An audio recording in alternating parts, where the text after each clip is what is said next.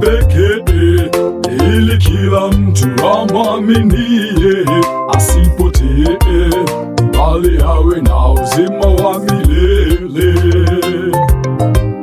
Asipotee, bali awe na uzima wa milele. Siri ya uasi ni kujikweza. Malaika wa sifa Lusifa katakachukua nafasi ya Bwana wa majeshi, Simba wa Yuda. Propaganda kaeneza mbinguni, 1/3 malaika akawateka. Nafasi alipopata kutubu hakutaka, dhambi ilikwisha kumfisha.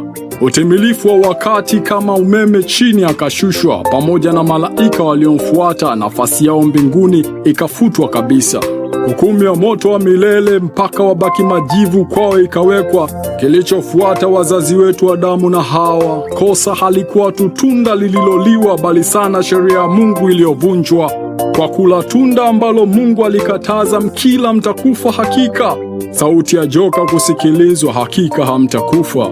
Imani ya mwanadamu ilihama kutoka kwa Mungu mpaka kwa yule mwovu. Hivyo kosa likathibitika na dhambi duniani ikaimarika.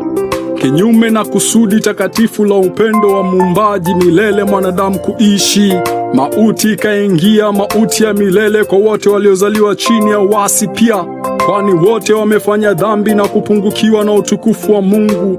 Hapo ndipo ufalme wa neema na utukufu mbinguni uliporasimishwa. Kwa neema mpango wa wokovu mwanadamu katika utakatifu kurejeshwa. Sasa mshahara wa dhambi ni mauti, bali karama ya Mungu ni uzima wa milele katika Kristo Yesu Bwana wetu. Siri ya